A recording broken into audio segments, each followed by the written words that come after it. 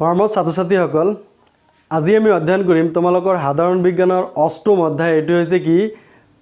জীৱই কেনেকৈ বংশ বিস্তাৰ কৰে হাউ ডু অৰ্গানিজমছ ৰিপ্ৰডিউস সো এই বংশ বিস্তাৰৰ কথা যেতিয়া আহে তোমালোকে মনত কৰা জীৱ বুলি ক'লে উদ্ভিদ আৰু প্ৰাণী দুয়োকে বুজায় উদ্ভিদ বিলাক বা গছগছনি বিলাক এইবিলাকো জীৱ আৰু যিবিলাক প্ৰাণী আছে মানুহ গৰু ছাগলী মহ হাতী এইবিলাক সব কি জীৱ সো জীৱ বুলি কোৱাৰ লগে লগে তুমি বহলভাৱে কথাটো ভাবিবা উদ্ভিদ আৰু প্ৰাণী দুয়োটাই তাত সন্নিবিষ্ট আছে এই জীৱবিলাকি কিনেদৰে ইহঁতে বংশ বিস্তাৰ কৰে এই কথাটো তুমি যদি মন কৰা তোমালোক ঘৰত নাইবা ঘৰৰ ওচৰে পাজৰে যদি কোনো কৃষক নাইবা তেনেকুৱা মানুহ আছে যিবিলাকে শস্য উৎপাদন নাইবা বিভিন্ন ফলমূল শাক-সবজি উৎপাদন কৰে এইটো কথা অলপ মন কৰা ইহঁতে কিনেদৰে উৎপাদন কৰে ইহঁতে কিছুমান বীজৰ সহায়ত উৎপাদন কৰে নহলে বেলেগ উদ্ভিদৰ অংগৰ পৰা ইহঁতে উৎপাদন কৰে ঠিক আছে সো এনেদৰে বিভিন্ন পদ্ধতিৰ জৰিয়তে নতুন উদ্ভিদৰ বা নতুন জীৱৰ সৃষ্টি কৰে ঠিক আছে সো আৰু সো আমি নিজৰ কথাটো ভাবা যে আমি কেনেকৈ আহিলো পৃথিৱীত এই পৃথিৱীত আমি মাক দেউতাকৰ পৰা আমি আহিছো ঠিক আছে ঠিক তেনেদৰে গৰু ছাগলী কেনেকৈ আহে বা বেলেগ বেলেগ জীৱবিলাক কেনেকৈ আহে এইবিলাক কথা অলপ চিন্তা কৰা এই যি প্ৰক্ৰিয়াৰে জীৱে নতুন জীৱৰ সৃষ্টি কৰে আৰু এই নতুন জীৱৰ সৃষ্টি একে বৈশিষ্ট্যপূৰ্ণ হ'ব লাগিব আমি এনেদৰে ভালকৈ যদি কম যে যি প্ৰক্ৰিয়াৰে জীৱে একে বৈশিষ্ট্যপূৰ্ণ নতুন জীৱৰ সৃষ্টি কৰে তাক প্ৰজনন বুলি কোৱা হয় ঠিক আছে এই প্ৰজননৰ জৰিয়তে জীৱে কি বংশ বিস্তাৰ কৰে কথাটো মনত ৰাখিবা সো প্ৰজননৰ জৰিয়তে জীৱে বংশ বিস্তাৰ কৰে আৰু প্ৰজননটো কি যে যি প্ৰক্ৰিয়াৰে জীৱে কি একে বৈশিষ্ট্যপূৰ্ণ নতুন জীৱৰ সৃষ্টি কৰে তাক প্ৰজনন বুলি কোৱা হয় আৰু এই প্ৰজনন চোৱা এই প্ৰজনন দুই প্ৰকাৰৰ প্ৰজনন কেই প্ৰকাৰৰ দুই প্ৰকাৰৰ চোৱা এটা আছে অযৌন প্ৰজনন এটা আছে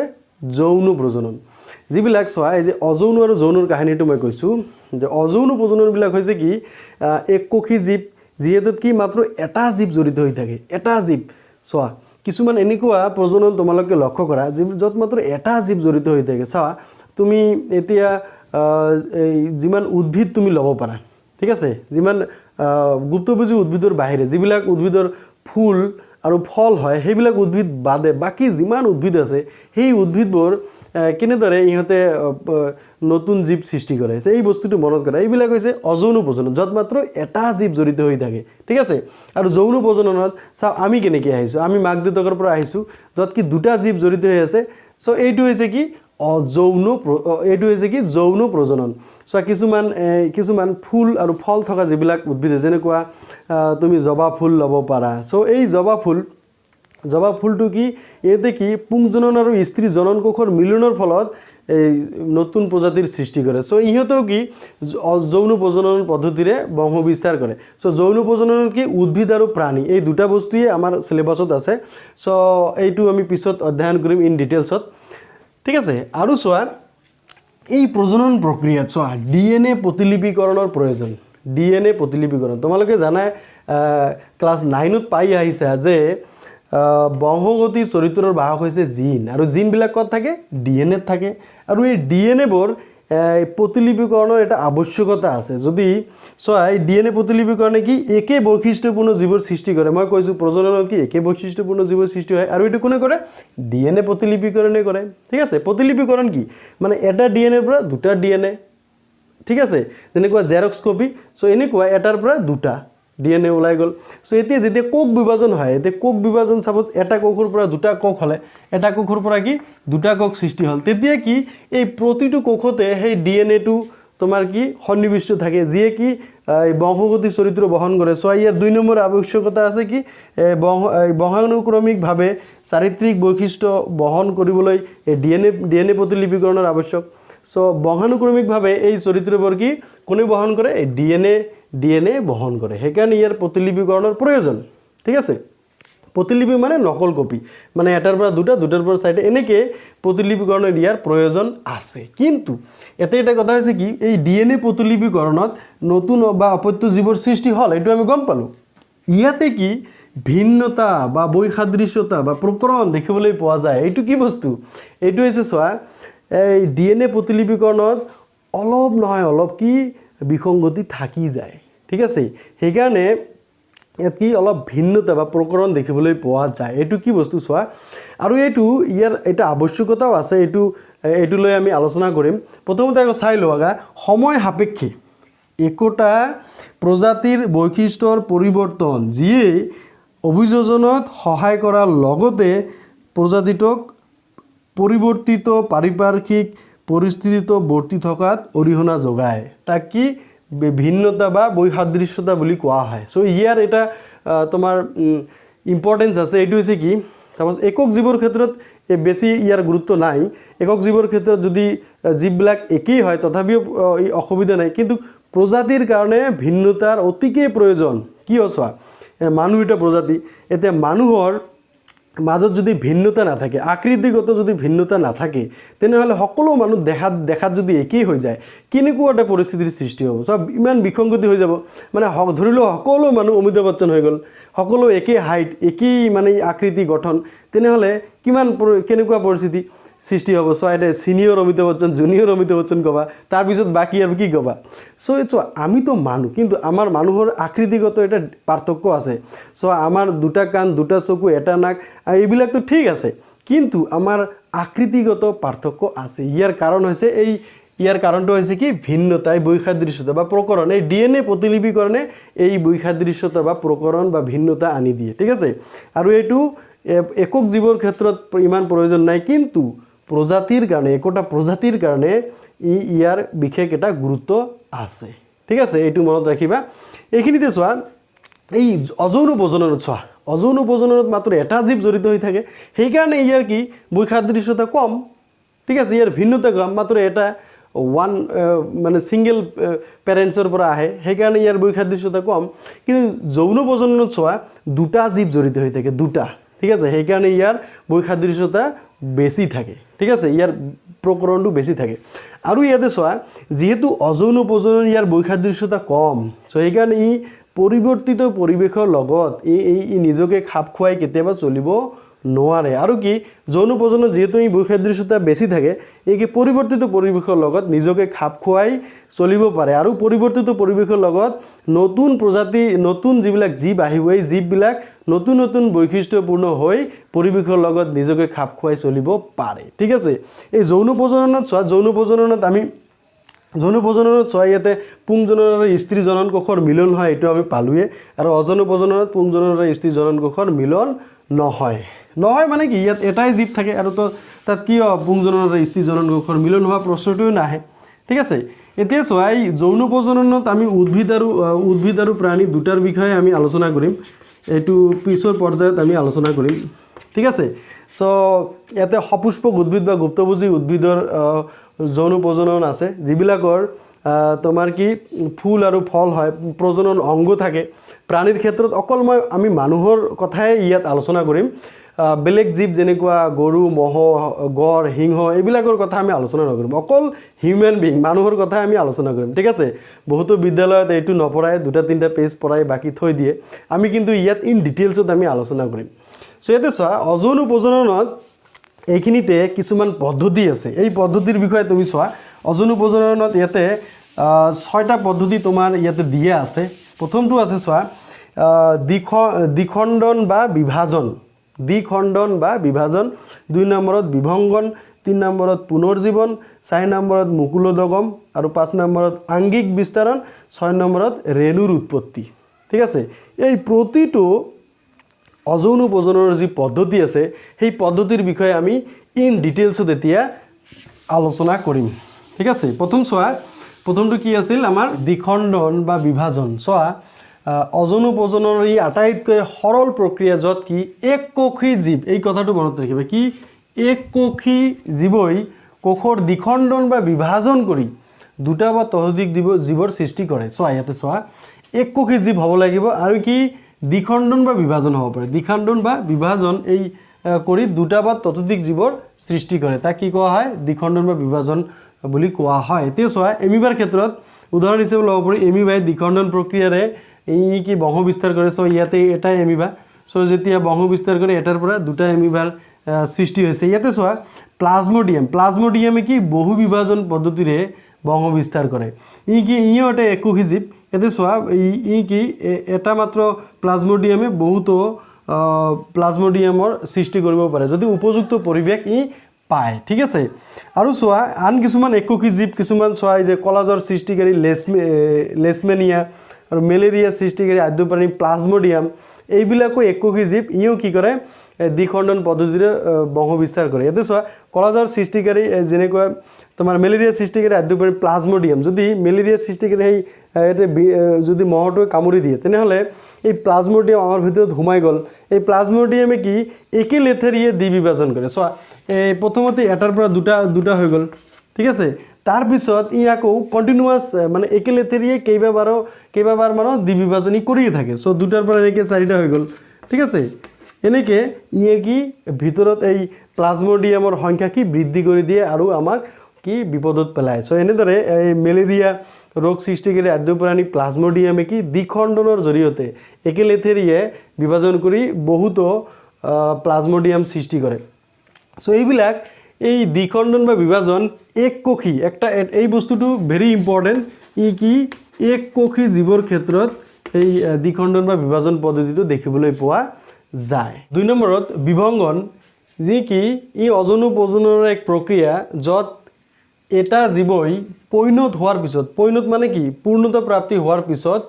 দেহটো কিছুমান সৰু সৰু খণ্ডত বিভংগন কৰে আৰু এই সৰু সৰু খণ্ডৰ পৰাই নতুন প্ৰজন্মৰ সৃষ্টি হয় চ' এটা পৈণত হৈ কি সৰু সৰু খণ্ডত এই কি বিভংগন হয় আৰু প্ৰতিটো খণ্ডৰ পৰা নতুন প্ৰজন্মৰ সৃষ্টি কৰে এই কি সৰল বহুকোষী জীৱৰ ক্ষেত্ৰত এই কথাটো মনত ৰাখিবা কি সৰল বহুকোষী জীৱৰ ক্ষেত্ৰত এই বিভংগন প্ৰক্ৰিয়া দেখিবলৈ পোৱা যায় বহুকোষী কিন্তু সৰল হ'ব লাগিব সৰল বহুকোষী জীৱৰ ক্ষেত্ৰত বিভংগন প্ৰক্ৰিয়া দেখিবলৈ পোৱা যায় উদাহৰণস্বৰূপে হৰ্পিল হেলাই স্পাইৰোগাইৰা ইংৰাজী টাৰ্মটো মনত ৰাখিবা কেতিয়াবা পৰীক্ষাত সোধে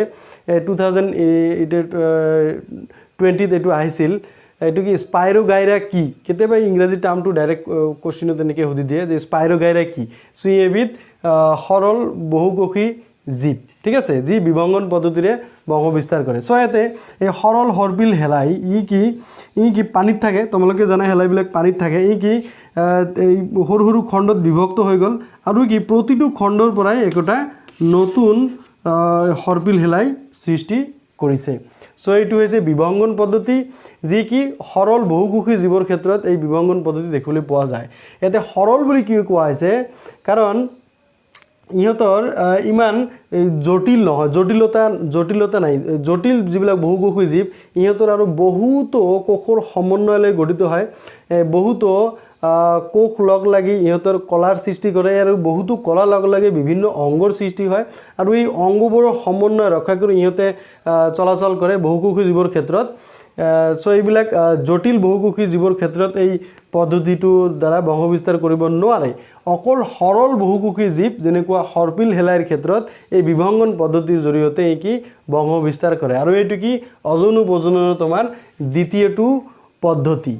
পুনৰ্জীৱনত কি হয় বেলেগ বেলেগ অংগ বিশিষ্ট জীৱৰ ক্ষেত্ৰত প্ৰতিটো অংগৰ পৰাই নতুন জীৱৰ সৃষ্টি হয় চ' ইয়াতে চোৱা পুনৰ্জীৱন অজনু প্ৰজননৰ এটা পদ্ধতি য'ত ভিন্ন অংগ বিশিষ্ট জীৱই দেহৰ বিচ্ছিন্ন অংগৰ পৰা নতুন জীৱৰ উৎপত্তি কৰে প্ৰত্যেক বিচ্ছিন্ন খণ্ডই বিশেষ কোষৰ সহায়ত নতুন জীৱৰ উৎপত্তি কৰে উদাহৰণস্বৰূপে হাইড্ৰা প্লেনেৰিয়া আদি চ' এইটো চোৱা এইটো সাপোজ প্লেনেৰিয়াৰ এইটো গঠন ইয়াতে চোৱা এইটো মূৰ চ' এইখিনি আমি তিনিটা ভাগত আমি বিভক্ত কৰিব পাৰোঁ এইখিনি মূৰ আছে এইখিনি পেট আছে আৰু এইখিনি নেজ বুলি আমি ধৰি লৈছোঁ চ' এইটো তিনিটা খণ্ডত বিভক্ত হৈ গৈছে এইখিনিত চোৱা ইয়াতে মূৰ আছে ইয়াতে চোৱা পেট আছে ইয়াতে নেজ আছে এইটো মূৰৰ পৰা কি বাকী দুটা খণ্ড কি পুনৰ কি উৎপত্তি কৰিছে নতুন এটা প্লেনেৰিয়াৰ সৃষ্টি কৰিছে য'ত অকল মূৰৰ পৰাই বাকী দুটা অংগ তেওঁ সৃষ্টি কৰিলে এতে চোৱা পেটৰ পৰা এনে সম্পূৰ্ণ এটা প্লেনেৰিয়াৰ সৃষ্টি হৈছে আৰু নেজৰ পৰা সম্পূৰ্ণ প্লেনেৰিয়াৰ সৃষ্টি হৈছে য'ত বেলেগ বেলেগ অংগ বিশিষ্ট জীৱৰ ক্ষেত্ৰত কি এই প্ৰতিটো বিচ্ছিন্ন অংগৰ পৰাই পূৰ্ণাংগ এটা জীৱৰ সৃষ্টি হয় ইয়াকে চোৱা পুনৰ জীৱন বুলি কোৱা হয় বিচ্ছিন্ন খণ্ডৰ পৰাই পুনৰ এটা জীৱন লাভ কৰিছে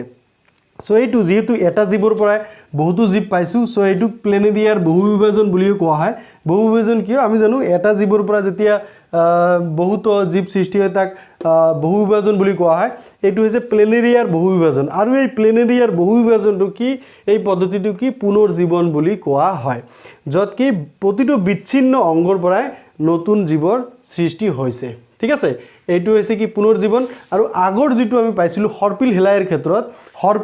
ক্ষেত্ৰত কি আৰু পুনৰ্জীৱনৰ মাজত অলপ পাৰ্থক্য আছে। হৰ্পিল হেলাইত কিন্তু এই ইহঁতৰ অংগৰ বিচ্ছিন্ন অংগ নাছিল। ঠিক আছে, ইহঁতৰ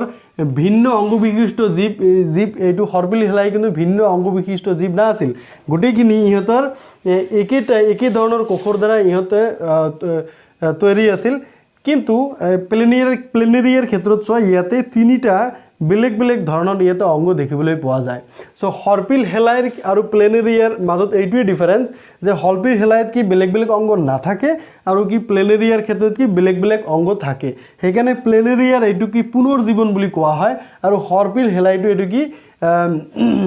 বিভংগন প্ৰক্ৰিয়াৰে বংশ বিস্তাৰ কৰে আৰু প্লেনেৰিয়া কি পুনৰ্জীৱন পদ্ধতিৰে বংশ বিস্তাৰ কৰে। এই দুটা তোমালোকে এইখিনিতে মনত ৰাখিবা। মুকুলোদগম অজন প্ৰজনৰ এনেকুৱা এটা পদ্ধতি য'ত এটা জীৱৰ দেহৰ নিৰ্দিষ্ট স্থানত একেৰাহে কেইবাবাৰো কোষ বিভাজন ঘটি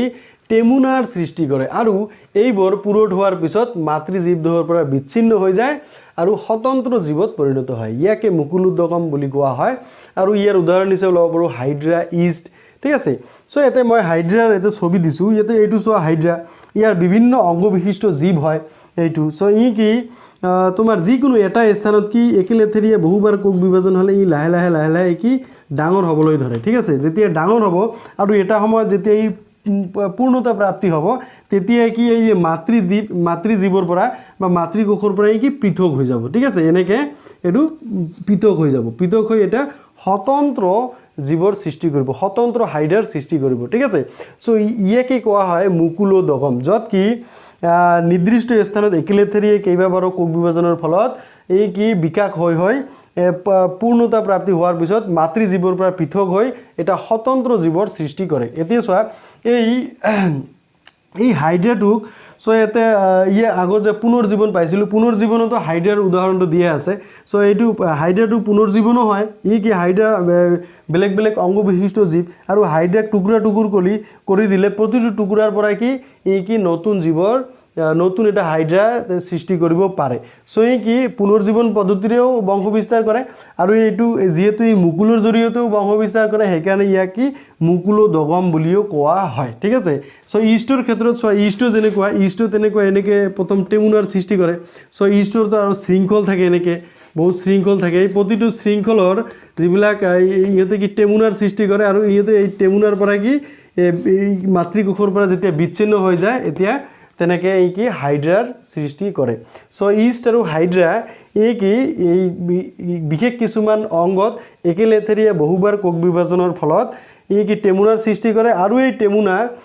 এটা সময়ত কি পূৰ্ণতা প্ৰাপ্তি হৈ মাতৃকোষৰ পৰা পৃথক হৈ স্বতন্ত্ৰ এটা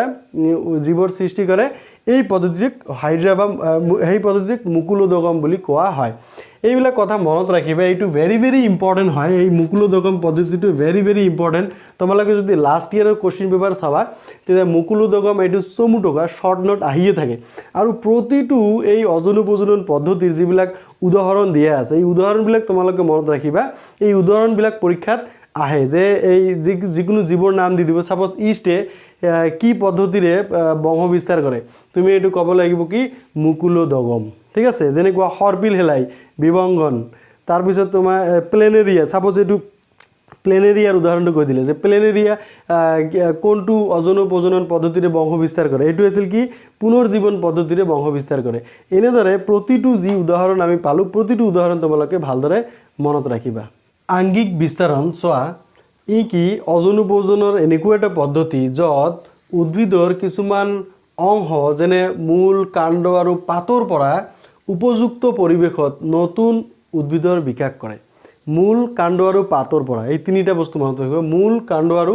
পাতৰ পৰা উপযুক্ত পৰিৱেশত নতুন উদ্ভিদৰ বিকাশ কৰে, তেতিয়া তাক আংগিক বিস্তাৰণ বুলি কোৱা হয়। সো এই আংগিক বিস্তাৰণ দুই প্ৰকাৰৰে হ'ব পাৰে এনেকুৱা এইটো আছে কৃত্ৰিম আংগিক বিস্তাৰণ আৰু এটা আছে প্ৰাকৃতিক আংগিক বিস্তাৰণ সো প্ৰাকৃতিক কি বস্তু এইটো প্ৰাকৃতিকভাৱে যদি কোনো উদ্ভিদৰ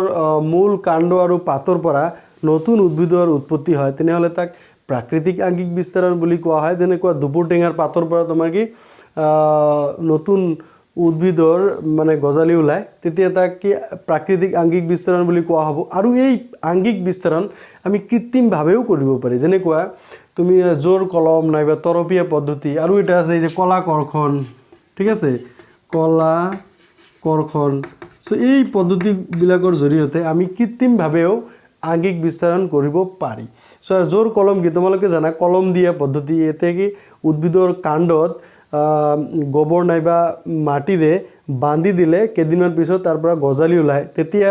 সেই মাতৃ উদ্ভিদৰ পৰা পৃথক কৰি আমি নতুন উদ্ভিদ আমি পাব পাৰি ঠিক তেনেকুৱা তৰপীয়া পদ্ধতি যেনেকুৱা কাণ্ড কি হেলনীয়াকৈ মাটিত লগাই দিয়া হয় আৰু কিছুদিন থকাৰ পিছত তাত যেতিয়া গজালি ওলায় তেতিয়া মাতৃ উদ্ভিদৰ পৰা তাক পৃথক কৰা হয় এনেকুৱা তৰপী পদ্ধতিৰ জৰিয়তে আমি আংগিক বিস্তাৰণ কৰিব পাৰি আৰু কলা কৰ্ষণটো কি উদ্ভিদৰ কলা নাইবা কোষৰ পৰা কৃত্ৰিমভাৱে বহুতো উদ্ভিদ আমি উৎপাদন কৰিব পাৰি তাকে কলা কৰ্ষণ বুলি কোৱা হয় আৰু এই আংগিক বিস্তাৰণ চোৱা এই কৃত্ৰিমভাৱে হোৱা আংগিক বিস্তাৰণৰ ফলত আমাৰ বহুতো লাভালাভ হয় আমি ইয়াৰ চোৱা কিছুমান সুবিধা আছে এইটো আমি চাই লৈছোঁ আগৈ যে আংগিক বিস্তাৰণত এটা বস্তু ভালদৰে মনত ৰাখিবা এইটো হৈছে কি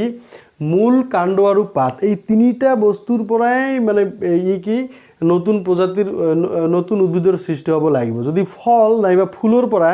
যদি নতুন উদ্ভিদ হয় তেনেহ'লে সেইটো আংগিক বিস্তাৰণ নহ'ব তোমালোকে জানা ফল আৰু ফুল এইবিলাক উদ্ভিদৰ প্ৰজনন অংগ হয় সো উদ্ভিদৰ এই প্ৰজনন অংগ থকা যিবিলাক উদ্ভিদ এইবিলাক সপুষ্পক উদ্ভিদ বুলি কোৱা হয় নাইবা ইহঁতক গুপ্তবীজী উদ্ভিদ বুলি কোৱা হয় যিবিলাকৰ ফল ফুলে সো এই উদ্ভিদবোৰ যৌন প্ৰজনন পদ্ধতিৰ দ্বাৰা বংশবিস্তাৰ হয় কিন্তু উদ্ভিদৰ মূল কাণ্ড আৰু পাতৰ পৰা যদি বংশবিস্তাৰ হয় তেনেহ'লে তাক আংগিক বিস্তাৰণ বুলি কোৱা হয় আৰু এইটো অযৌন প্ৰজনন পদ্ধতি ঠিক আছে এই আংগিক বিস্তাৰণৰ সুবিধাসমূহ হৈছে চোৱা বীজ নথকা উদ্ভিদ কিছুমান উদ্ভিদৰ যেনেকুৱা বীজ নাই যেনেকুৱা কল কমলা নাৰিকল কি কয় আনাৰস গোলাপ তগৰ এই উদ্ভিদবিলাকৰ কিন্তু কোনো বীজ নাই সো বীজ নথকা উদ্ভিদবোৰৰ বংশবিস্তাৰ হয় এই পদ্ধতিৰ জৰিয়তে আংগিক বিস্তাৰণৰ জৰিয়তে এতিয়া চোৱা সৌন্দৰ্যবৰ্ধক উদ্ভিদৰ বিস্তাৰণত কি কৰে সহায় কৰে কিছুমান সৌন্দৰ্যবৰ্ধক উদ্ভিদ আছে এইবিলাক আংগিক বিস্তাৰণৰ জৰিয়তে আমি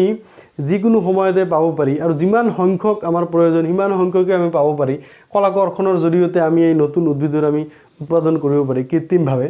চোৱা কম সময়ত বহুতো উদ্ভিদ আমি উৎপাদন কৰিব পাৰি এই আংগিক বিস্তাৰণৰ জৰিয়তে এইটো এটা সুবিধা আৰু কি যিকোনো সময়ত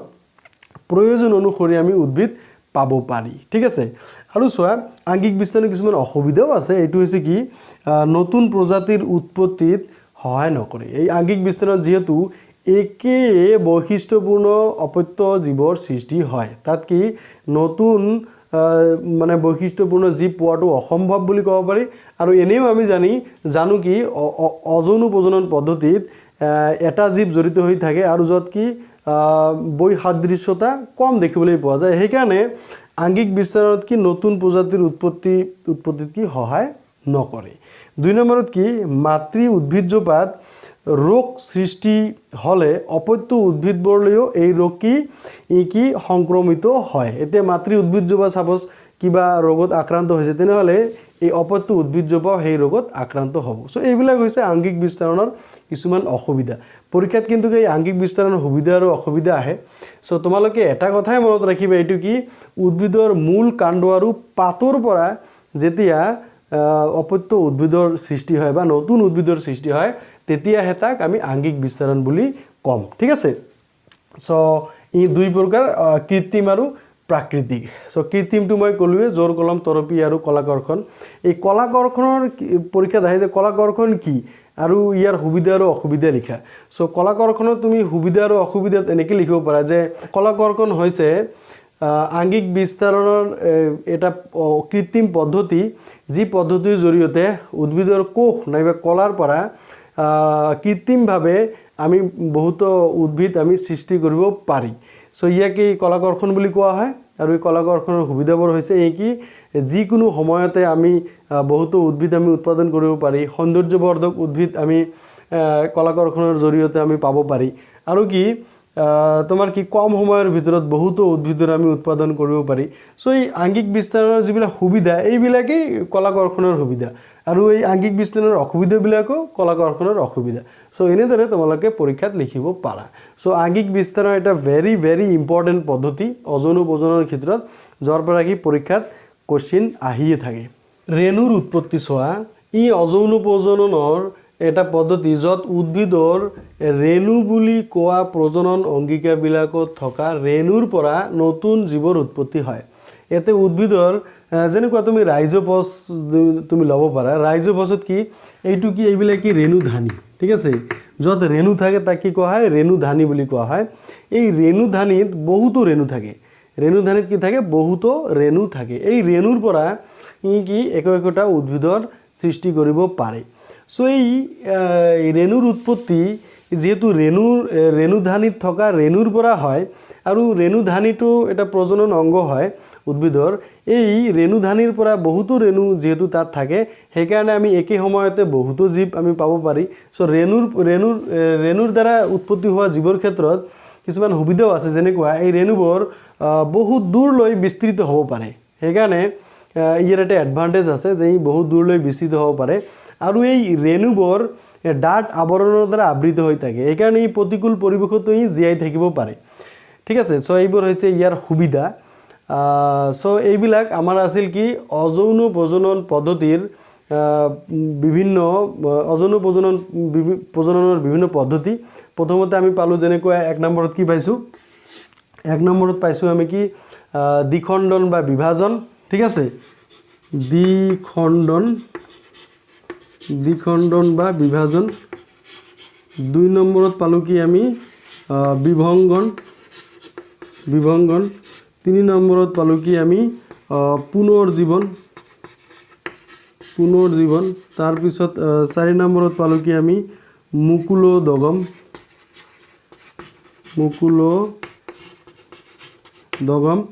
তাৰপিছত পাঁচ নম্বৰত পালোঁ কি আমি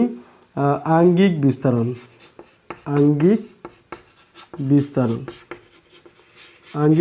আৰু ছয় নম্বৰত পালোঁ কি আমি ৰেণুৰ উৎপত্তি ঠিক আছে ৰেণুৰ উৎপত্তি এইখিনিতে এটা বস্তু মন কৰিবলগীয়া যে এই প্ৰতিটো পদ্ধতিৰে আমি উদাহৰণবিলাক আমাৰ কিন্তু মনত ৰাখিব লাগিব আৰু পৰীক্ষাত সেই উদাহৰণবোৰে আহে ঠিক আছে তোমালোকে এনেকৈ লিখি প্ৰতিটো ক্ষেত্ৰতে তোমালোকে ঘৰত কি এইবিলাক উদাহৰণবোৰ তোমালোকে লিখি ল'বা ঠিক আছে উদাহৰণ সো ইয়াতে কি দ্বিখণ্ডন বা বিভাজনৰ কি উদাহৰণ আছিল দ্বিখণ্ডন যেনেকুৱা তোমালোকৰ সো ইয়াতে কি আছিল এমিবা ইয়াতে কি আছিল এমিবা তাৰপিছত প্লাজমোডিয়াম আছিল এমিবা প্লাজমোডিয়াম আছিল বিভংগনত কি আছিল হৰপিল হেলাই ঠিক আছে তাৰপিছত পুনৰ্জীৱনত আছিল প্লাজমোডিয়াম নহয় পুনৰ্জীৱনত আছিল প্লেনেৰিয়া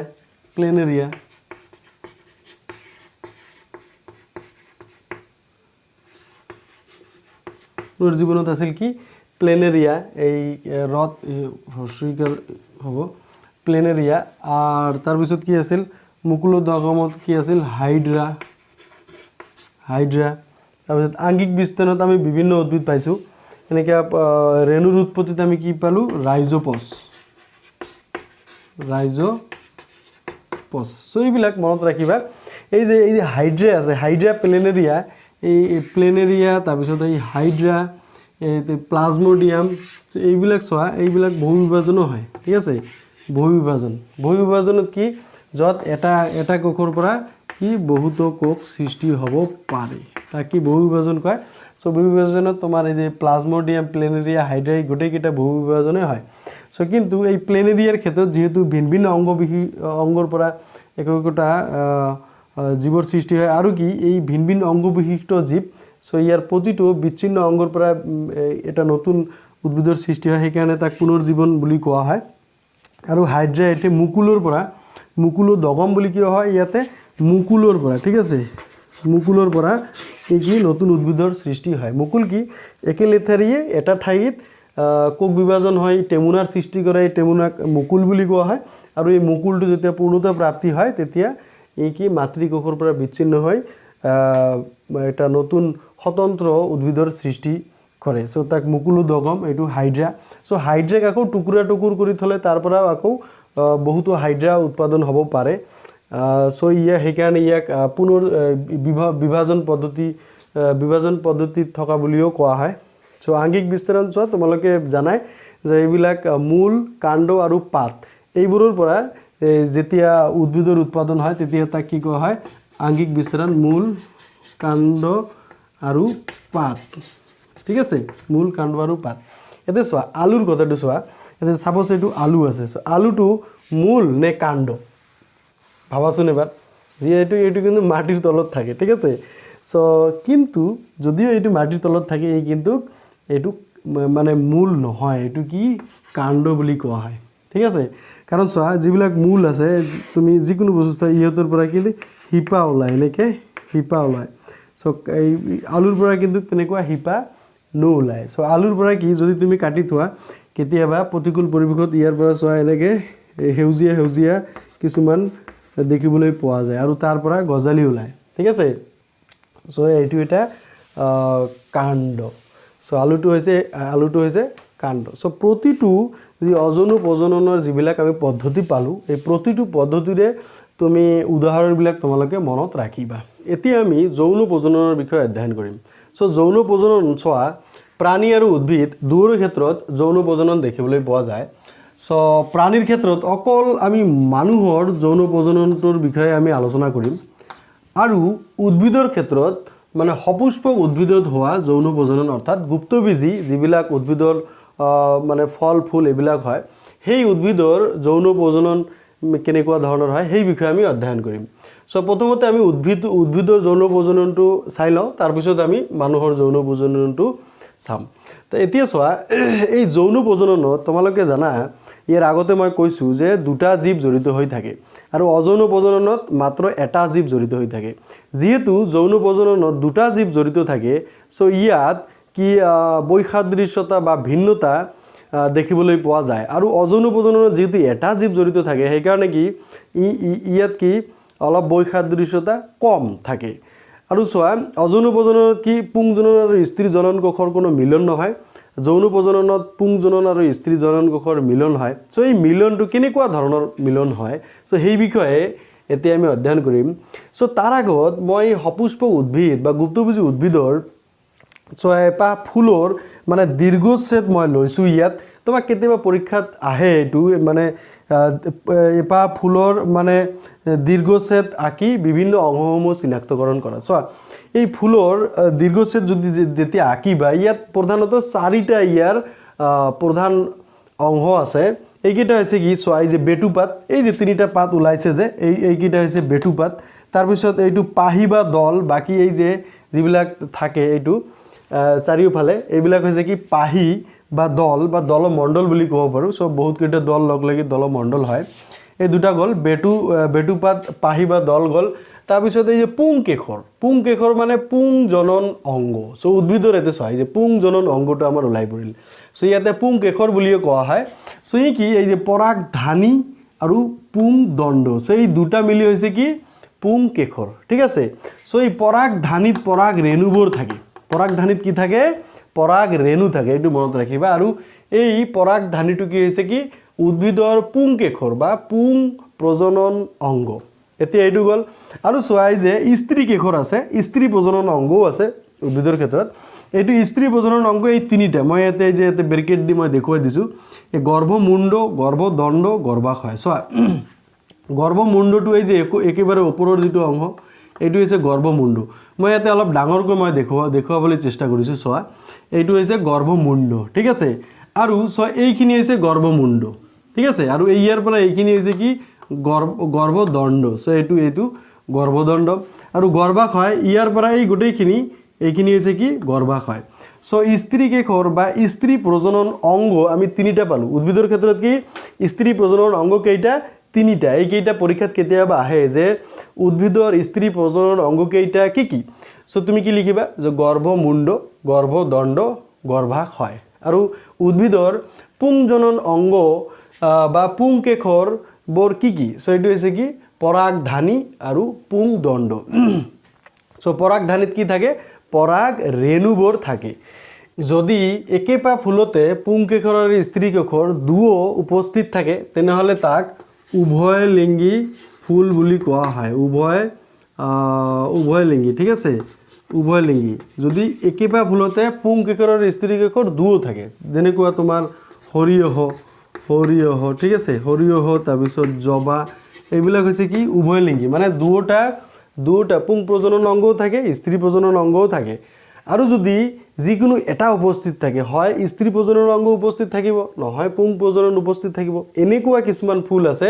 যত যিকোনো এটা প্ৰজনন অংগ উপস্থিত থাকিব হয় পুং প্ৰজনন অংগ নহয় স্ত্ৰী প্ৰজনন তেনেকুৱা ফুলক কি একলিঙ্গী বুলি কোৱা হয় ঠিক আছে একলিঙ্গী ঠিক আছে একলিঙ্গী এইটো হৈছে একলিঙ্গীৰ উদাহৰণ হৈছে তোমাৰ তৰমুজ তাৰপিছত তোমাৰ অমিতা এইবিলাক হৈছে একলিঙ্গী ফুলৰ উদাহৰণ যত কি যিকোনো এটা লিঙ্গ উপস্থিত থাকে হয় পুং প্ৰজনন নহয় স্ত্ৰী প্ৰজনন অংগ ঠিক আছে সো এতিয়া চোৱা এই স্ত্ৰী প্ৰজনন অংগ পালো পুং প্ৰজনন অংগ পালো এই যে আমাৰ অযৌন প্ৰজননত মাত্ৰ এটা জীৱ জড়িত আছিল ইয়াতে কি দুটা জীৱ জড়িত থাকে দুটা জীৱ সো এই ক্ষেত্ৰত চোৱা অলপ কন্ট্ৰোভাৰ্সি আছে এই দুটা জীৱ জড়িত থকাৰ কথাটো কেতিয়াবা এটা জীৱ জড়িত থাকিব পাৰে কিন্তু ইয়াতে কি দুটা জনন কোষ জড়িত হৈ থাকে এই কথাটো স্পষ্টীকৰণ এনেকুৱা ধৰণৰ দিব পাৰি সো যৌন প্ৰজননত কি দুটা জনন কোষ তোমাৰ কি হয় লগ লাগে দুটা জনন কোষ এটা হৈছে কি পুং জনন কোষ ঠিক আছে এটা হৈছে কি পুং জনন কোষ ঠিক আছে আৰু এটা হৈছে কি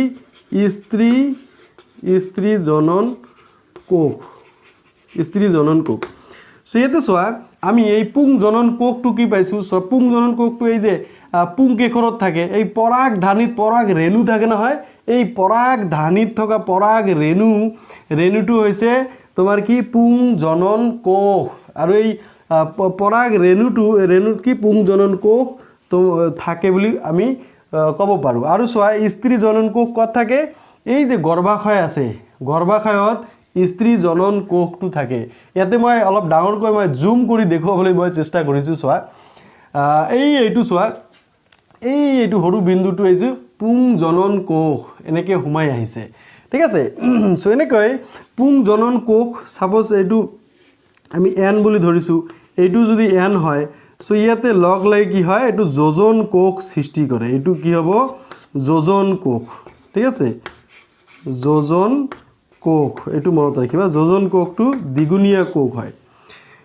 এইটো হৈছে যোজন কোষ সো পুং জনন কোষ আৰু স্ত্ৰী জনন কোষৰ মিলন হয় সো ইয়াতে তুমি যৌন প্ৰজননত কিন্তু অযৌন প্ৰজননৰ ক্ষেত্ৰত আমি পাইছোঁ কি পুং জনন আৰু স্ত্ৰী জনন কোষৰ মিলন নহয় কিন্তু ইয়াতে যৌন প্ৰজননৰ ক্ষেত্ৰত আমি কম কি যে যি প্ৰজনন প্ৰক্ৰিয়াত পুং জনন কোষ আৰু স্ত্ৰী জনন কোষৰ মিলন হয় তাক কি যৌন প্ৰজনন বুলি কোৱা হয় তো এতিয়া চোৱা উদ্ভিদৰ ক্ষেত্ৰত এই পুং জনন কোষ আৰু স্ত্ৰী জনন কোষ মিলন কেনেকৈ হয় এইটো বস্তু চাম এতিয়া সো পুং জনন কোষটো ইয়াতে চোৱাই যে পৰাগধানীত পৰাগ ৰেণু থাকে সো ৰেণুত কি থাকে পুং জনন কোষটো থাকে আৰু স্ত্ৰী জনন কোষটো গৰ্ভাশয়ত থাকে এতিয়া পৰাগধানীত পৰাগ ৰেণুত তোমাৰ পুং জনন কোষ থাকে আৰু স্ত্ৰী জনন কোষ তোমাৰ ইয়াতে আছে সো ইয়াৰ পৰা ইয়াত আহে কেনেকৈ সেই বস্তুটো আমাৰ চাব লাগিব তেতিয়াহে আমাৰ অধ্যয়নটো কমপ্লিট হ'ব চোৱা এই যে পৰাগধানীৰ পৰা পৰাগ ৰেণু যেতিয়া এই তোমাৰ স্ত্ৰী কেশৰৰ বা স্ত্ৰী প্ৰজনন অংগৰ যেতিয়া গৰ্ভমুণ্ডত যেতিয়া স্থানান্তৰণ হয় তেতিয়া তাক পৰাগযোগ বুলি কোৱা হয় কথাটো মনত ৰাখিবা কিন্তু পৰাগযোগ কাক কয় কেতিয়াবা পৰীক্ষাত আহে যে যেতি কি পৰাগধানীৰ পৰা ঠিক আছে পুং কেশৰ বা পুং প্ৰজনন অংগৰ পৰাগধানীৰ পৰা পৰাগ ৰেণু স্ত্ৰী কেশৰ বা স্ত্ৰী প্ৰজনন অংগৰ গৰ্ভমুণ্ডলৈ স্থানান্তৰণ হোৱাকে পৰাগযোগ বুলি কোৱা হয়। সাপোজ এইটো আছে তোমাৰ কি পৰাগ ৰেণু পুংকেশৰৰ পুং প্ৰজনন অংগৰ পৰাগ ধানীৰ পৰা পৰাগ ৰেণু, ঠিক আছে, এইটো কি পৰাগ ৰেণু, ঠিক আছে, পৰাগ ৰেণু পৰাগ ৰেণু, ঠিক আছে। পৰাগ ৰেণু কি গৰ্ভমুণ্ডত যেতিয়া স্থানান্তৰণ হ'ব তেতিয়া তাক আমি কি ক'ম পৰাগযোগ বুলি ক'ম, পৰাগযোগ, ঠিক আছে। এইটো কি গৰ্ভমুণ্ড। সো পুংকেশৰৰ পৰা পুংকেশৰ বা পুং প্ৰজনন অংগৰ পৰা পৰাগ ধানীৰ পৰা পৰাগ ৰেণু, ঠিক আছে, স্ত্ৰী কেশৰ বা স্ত্ৰী প্ৰজনন অংগৰ গৰ্ভমুণ্ডলৈ স্থানান্তৰণ হোৱাকে কি কোৱা হয় পৰাগযোগ বুলি কোৱা হয়। এতিয়া কথাটো হৈছে কি এই পৰাগযোগ আকৌ দুই প্ৰকাৰৰ, কেই প্ৰকাৰৰ দুই প্ৰকাৰৰ। কি পৰাগযোগ চোৱা, এক নম্বৰত আছে কি সপৰাগযোগ, সপৰাগযোগ, ঠিক আছে। এতিয়া সপৰাগযোগটো কি সপৰাগযোগটো হৈছে কি তোমাৰ একেজোপা ফুলৰ পৰাগ ধানীৰ পৰা পৰাগ ৰেণু যদি সেই ফুলৰে গৰ্ভমুণ্ডলৈ স্থানান্তৰণ হয় তেনেহ'লে তাক কি সপৰাগযোগ বুলি ক'ম। আৰু কি আৰু এটা আছে কি ইতৰ পৰাগযোগ, ইতৰ পৰাগযোগ, ঠিক আছে। ইতৰ পৰাগযোগটো কি যেতিয়া বেলেগ এপা ফুলৰ পৰাগ ধানীৰ পৰা পৰাগ ৰেণু, ঠিক আছে, আন এটা ফুলৰ গৰ্ভমুণ্ডলৈ যদি স্থানান্তৰণ হয় তেনেহ'লে তাক ইতৰ পৰাগযোগ বুলি কোৱা হয়। কথাটো অলপ মন কৰিবা, যদি একেপা ফুলৰ পৰাগ ধানীৰ পৰা পৰাগ ৰেণু গৰ্ভমুণ্ডলৈ স্থানান্তৰণ হয় তেনেহ'লে তাক কি সপৰাগযোগ বুলি কোৱা হয়, একেজোপা ফুল হ'ব লাগিব। আৰু যদি ফুলটো যদি বেলেগ হয়, বেলেগ এটা ফুলৰ পৰাগ ধানী আন এটা ফুলৰ কি কয় গৰ্ভমুণ্ডলৈ স্থানান্তৰণ হ'লে তেনেহ'লে তাক কি ক'ব ইতৰ পৰাগযোগ।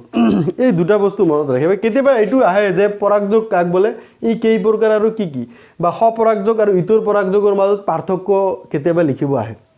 সো ইয়াতে সপৰাগযোগ আৰু ইতৰ পৰাগযোগৰ যদি পাৰ্থক্য আহে তুমি এক নম্বৰতে লিখিবা কি যে সপৰাগযোগত কি একেপা ফুলৰে পৰাগ ধানীৰ পৰা পৰাগ ৰেণু গৰ্ভমুণ্ডলৈ স্থানান্তৰিত হয়, আৰু ইতৰ পৰাগযোগত কি বেলেগ এপা ফুলৰ পৰাগ ধানীৰ পৰা পৰাগ ৰেণু আন এটা ফুলৰ গৰ্ভমুণ্ডলৈ স্থানান্তৰণ হয়, তাক কি ইতৰ পৰাগযোগ বুলি কোৱা হয়। সো এই কথাটো মনত ৰাখিবা। এতিয়া চোৱা এই যে পৰাগ ধানীৰ পৰা পৰাগ ৰেণু গৰ্ভমুণ্ডলৈ এতিয়া কেনেকৈ স্থানান্তৰণ হ'ব, ইহঁতৰতো হাত ভৰি একো নাই, ঠিক আছে, তো ৰেণুবিলাকতো ইমান সৰু সো ইহঁতে কেনেকৈ স্থানান্তৰণ হ'ব, ইহঁতে চোৱা বায়ু তাৰপিছত পানী তাৰপিছত তোমাৰ পখিলা, ঠিক আছে, তাৰপিছত পখিলা বা আন যিবিলাক কাৰক আছে এই কাৰকৰ জৰিয়তে ই কি পৰাগ ধানীৰ পৰা পৰাগ ৰেণু গৰ্ভমুণ্ডলৈ স্থানান্তৰণ হ'ব পাৰে। বিভিন্ন কাৰকৰ জৰিয়তে ইহঁতে স্থানান্তৰণ হয়, এই কথাটো মনত ৰাখিবা। কি কাৰক তোমাৰ বতাহ হ'ব পাৰে, পানী হ'ব পাৰে, পখিলা হ'ব পাৰে বা আন বেলেগ কাৰকৰ জৰিয়তে এই পৰাগ ধানীৰ পৰা পৰাগ ৰেণু গৰ্ভমুণ্ডলৈ স্থানান্তৰণ হ'ব পাৰে, এই কথাটো মনত ৰাখিবা। এইখিনিতে চোৱা এই যে মই গৰ্ভমুণ্ডত পৰাগ ৰেণুৰ অংকুৰণ কেনেদৰে হয়, এই যে আমি পৰাগযোগটো পালোঁ যে পৰাগযোগ দুই প্ৰকাৰৰ, ইতৰ হ'ব পাৰে, ইতৰ পৰাগযোগ হ'ব পাৰে, সপৰাগযোগ হ'ব পাৰে। এতিয়া পৰাগ ৰেণু গৰ্ভমুণ্ডত স্থানান্তৰণ হ'লে চোৱা পৰাগ ৰেণু আহি কি গৰ্ভমুণ্ডত পৰিল। এতিয়া পৰাগ ৰেণুৰ পৰা চোৱা পুংজনন কোষটো এনেকৈ সোমাই আহিব, সো গৰ্ভদণ্ডেদি সোমাই আহিব, সোমাই আহি কি হ'ব এই গৰ্ভাশয়ত থিতাপি ল'ব। গৰ্ভাশয়ত আকৌ কি আছে স্ত্ৰী প্ৰজনন কোষ আছে, সো স্ত্ৰী জনন কোষ আছে, স্ত্ৰী জনন কোষৰ লগত মিলিত হ'ব, ঠিক আছে। চোৱা এই যে পুংজনন কোষ আহি ক'ত কি হ'ল স্ত্ৰী জনন কোষৰ লগত মিলন হৈ গ'ল, ঠিক আছে। এতিয়া চোৱা এই যে পুংজনন কোষ স্ত্ৰী জনন কোষৰ লগত মিলন হৈ গ'ল, মিলন হৈ কি হয় যোজন কোষৰ সৃষ্টি কৰে, ঠিক আছে। কি সৃষ্টি কৰে যোজন কোষৰ সৃষ্টি কৰে। যেতিয়া যোজন কোষৰ সৃষ্টি কৰে চোৱা তেতিয়া তাক এই প্ৰক্ৰিয়াটোক নিষেচন বুলি কোৱা হয়। চোৱা যি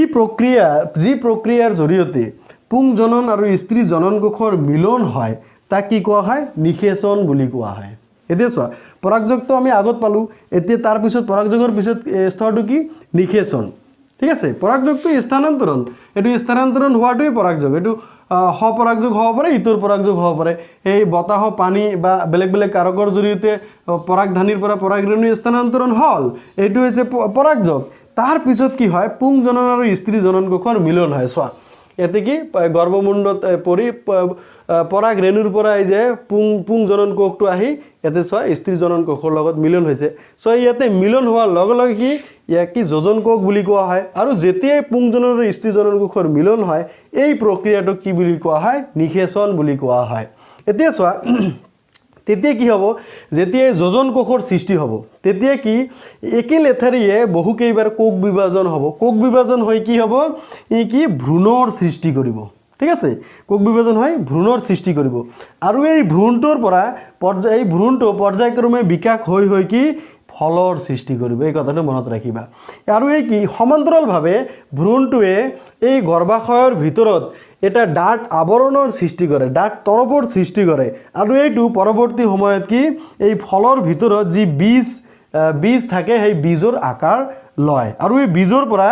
এই কেতিয়াবা কি উপযুক্ত পৰিৱেশ যেতিয়া পায় তেতিয়া কি বীজৰ অংকুৰণ ঘটি নতুন জীৱৰ বা নতুন উদ্ভিদৰ সৃষ্টি কৰে সো এনেদৰে মানে উদ্ভিদৰ অযৌন প্ৰজনন প্ৰক্ৰিয়াটো উদ্ভিদৰ যৌন প্ৰজনন প্ৰক্ৰিয়াটো সংঘটিত হয় যত কি পুংজনন আৰু স্ত্ৰী জনন কোষৰ মিলন ঘটে আৰু কি মিলন ঘটা প্ৰক্ৰিয়াটোক নিষেচন বুলি কোৱা হয় আৰু এই নিষেচন ঘটি যোজন কোষ সৃষ্টি কৰে আৰু যোজন কোষৰ কোষ বিভাজন ঘটি একেলেথাৰিয়ে কোষ বিভাজন ঘটি ভ্ৰূণৰ সৃষ্টি হয় এম্ব্ৰায়ৰ সৃষ্টি হয় ঠিক আছে তাৰ ফলত তাৰ পিছত কি আকৌ বৃদ্ধি আৰু বিকাশ হৈ কি ফলৰ সৃষ্টি কৰে আৰু সমান্তৰালভাৱে এই ভ্ৰূণটোৱে কি এটা ভ্ৰূণটোৰ চাৰিওফালে এটা ডাঠ আৱৰণৰ সৃষ্টি হয় গৰ্ভাশয়ৰ ভিতৰত আৰু এইটো কি বীজৰ আকাৰ লয় আৰু বীজে কি ইয়াৰ ভিতৰত কি ভ্ৰূণটো সোমাই থাকে ঠিক আছে সো তাৰ পিছত কি এই বীজটো যেতিয়া উপযুক্ত পৰিৱেশ পায় তেতিয়া কি হয় এই বীজটো অংকুৰণ হয় অংকুৰণ ঘটি নতুন জীৱৰ সৃষ্টি কৰে সো এই আছিল তোমাৰ উদ্ভিদৰ অযৌন প্ৰজনন চোৱা ইয়াতে মই বীজৰ অংকুৰণৰ ছবি এটা মই দেখাই দিছোঁ ভালদৰে চোৱা ইয়াতে কি এইটো বীজপত্ৰ সো ইয়াতে কি আছে চোৱা এই যে ভ্ৰূণ মূলৰ পৰা এইটো সব মূল হৈছে তাৰ পিছত এইটো জন্মকাণ্ড এনেকৈ লাহে লাহে কাণ্ডবোৰ বিকাশ হৈ নতুন উদ্ভিদৰ সৃষ্টি হৈছে কেতিয়াবা পৰীক্ষাত এই চিত্ৰবোৰ আঁকিব দিয়ে যে দীৰ্ঘচ্ছেদত এপাহ ফুল বা গৰ্ভমুণ্ডত পৰাগৰেণুৰ অংকুৰণ কেনেদৰে হয় বীজৰ অংকুৰণ সেইকাৰণে মই তিনিটা ছবি মই আঁকি দিছোঁ ঠিক আছে সো তোমালোকে অলপ আঁকিবলৈ চেষ্টা কৰিবা সো এইখিনিতে আমি গম পালোঁ কি যে উদ্ভিদৰ ক্ষেত্ৰত গুপ্তভোজী উদ্ভিদৰ ক্ষেত্ৰত বা সপুষ্পক উদ্ভিদৰ ক্ষেত্ৰত যৌন প্ৰজনন কেনেদৰে সংঘটিত হয় যত কি পুংজনন আৰু স্ত্ৰী জনন কোষৰ মিলন হয় ঠিক আছে নতুন জীৱৰ উৎপত্তি হয় আৰু এইটো হৈছে তোমাৰ যৌন প্ৰজনন যত কি নিষেচন আৱশ্যক অৰ্থাৎ কি তোমাৰ পুংজনন আৰু স্ত্ৰী জনন কোষৰ মিলন হ'বই লাগিব তেতিয়াহে তাক আমি যৌন প্ৰজনন বুলি ক'ম ঠিক আছে সো এতিয়া চোৱা পৰাগযোগ আৰু নিষেচনৰ মাজত পাৰ্থক্য তোমাৰ কিন্তু পৰীক্ষাত আহে পৰাগযোগ আৰু নিষেচনৰ মাজত পাৰ্থক্য সো পৰাগযোগটো কি আছিল পৰাগযোগটো আছিল তোমাৰ চোৱা পৰাগধানীৰ পৰা পৰাগৰেণু গৰ্ভমণ্ডললৈ স্থানান্তৰণ হ'লে তাক পৰাগযোগ বুলি কোৱা হয় আৰু কি নিষেচনটো কি পুংজনন আৰু স্ত্ৰী জনন কোষৰ মিলন হৈ যোজন কোষ সৃষ্টি হোৱাকে কি নিষেচন বোলে পৰাগযোগ দুই প্ৰকাৰৰ কিন্তু নিষেচনৰ কোনো প্ৰকাৰ নাই ঠিক আছে এই কথাবিলাক মনত ৰাখিবা পৰাগযোগ কি বিভিন্ন কাৰক যেনেকুৱা পানী বায়ু পখিলা এই কাৰকৰ দ্বাৰা তোমাৰ সম্পন্ন হয় কিন্তু নিষেচনত তেনেকুৱা কোনো কাৰকৰ প্ৰয়োজন নহয় সো এইবিলাক হৈছে পৰাগযোগ আৰু নিষেচনৰ পাৰ্থক্য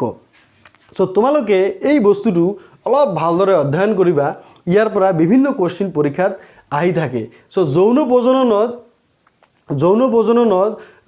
এটা কথা মনত ৰাখিবা কি ইয়াত পুংজনন আৰু স্ত্ৰী জনন কোষৰ মিলন হয় এই ক্ষেত্ৰত তোমালোকে যিটো পালা যিটো তোমাৰ সপৰাগযোগ ঠিক আছে সপৰাগযোগতো এটা জীৱ জড়িত হৈ থাকে ঠিক আছে মাত্ৰ এটা জীৱ জড়িত হৈ থাকে কাৰণ সপৰাগযোগত কি একেটা জীৱৰে পুংকেশৰ বা পুং প্ৰজনন অংগ যেনেকুৱা পৰাগধানীৰ পৰা পৰাগৰেণু গৈ তোমাৰ স্ত্ৰী কেশৰ বা স্ত্ৰী প্ৰজননৰ অংগৰ গৰ্ভমুণ্ডত পৰে সো একেপা ফুলতে ঘটনাটো হয় ঠিক আছে সো ইয়াতো এটাই মানে জীৱ জড়িত হৈ থাকে ঠিক আছে সো কথাটো এনেকুৱা যে এটা বা দুটা জীৱ জড়িত থাকাৰ কথাটো নহয় কথাটো এনেকুৱা যে যৌন প্ৰজননৰ যেতিয়া সংজ্ঞা তুমি দিবা এনেকৈ ক'ব লাগিব যে যি প্ৰক্ৰিয়াত পুং জনন আৰু স্ত্ৰী জনন কোষৰ মিলন হৈ যোজন কোষ সৃষ্টি কৰে ঠিক আছে কৰে আৰু তাৰ পৰা নতুন জীৱৰ উৎপত্তি হয় তাকে কি যৌন প্ৰজনন বুলি কোৱা হয় কথাটো এনেদৰে ক'ব লাগিব সো ইয়াৰ পিছত আমি মানুহৰ যৌন প্ৰজনন কেনেদৰে সংঘটিত হয় সেই বিষয়ে আমি অধ্যয়ন কৰিম মানুহৰ প্ৰজনন এটা মানুহ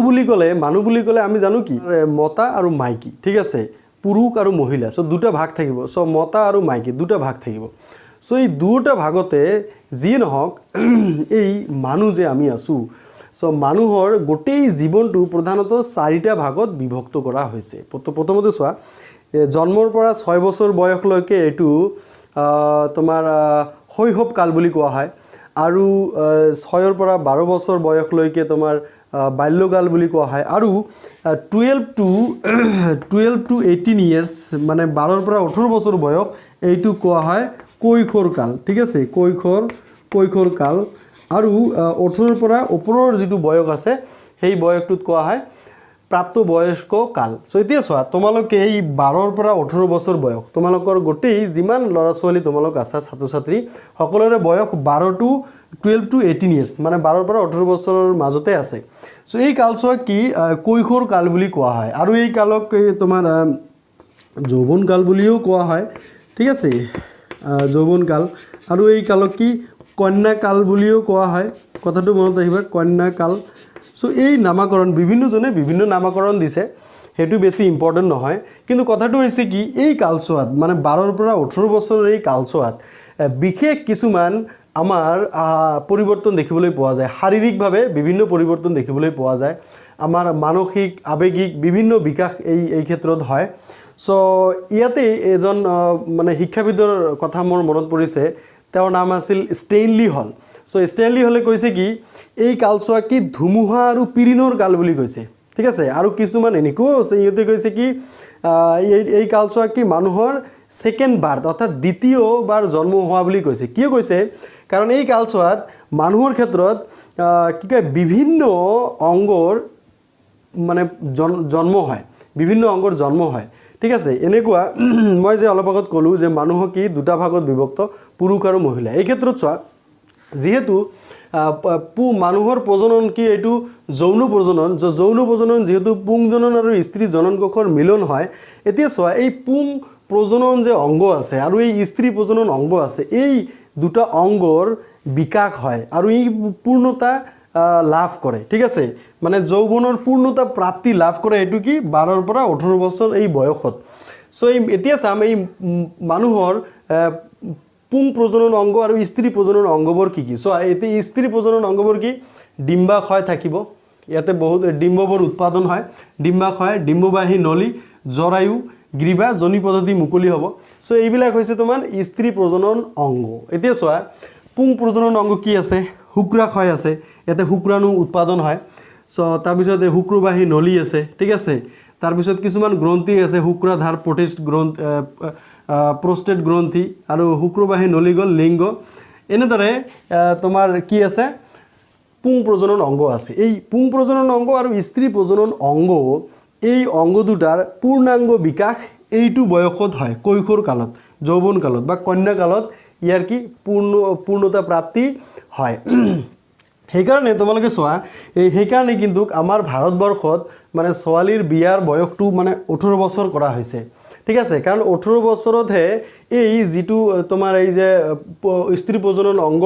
এই কি পূৰ্ণাংগভাৱে বিকাশ হয় আৰু কি গৰ্ভধাৰণৰ কাৰণে ই প্ৰস্তুত হৈ পৰে ঠিক আছে তোমালোকে জানা যে কি জৰায়ুত এই যে ইয়াতে জৰায়ু আছে সো ডিম্বাশয় এতে ডিম্ববাহী নলী জৰায়ু সো জৰায়ুত বহু দিন ধৰি কি কয় কেঁচুৱাটো ৰাখিব লগা হয় মাতৃৰ ক্ষেত্ৰত সো আমিও মাকৰ গৰ্ভত এই জৰায়ুতে আমি আছিলো ঠিক আছে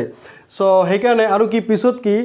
মাতৃসকলে কি এই কেঁচুৱা কি দুগ্ধ পান কৰাবলগীয়া হয় সো সেইকাৰণে পূৰ্ণতা প্ৰাপ্তি মানে হ'ব লাগিব এই অংগবোৰ কি পূৰ্ণতা প্ৰাপ্তি হ'ব লাগিব তেতিয়াহে প্ৰজননৰ কাৰণে এটো সঠিক সময় হ'ব ঠিক আছে এতিয়া চোৱা কেতিয়াবা পৰীক্ষাত আহে যে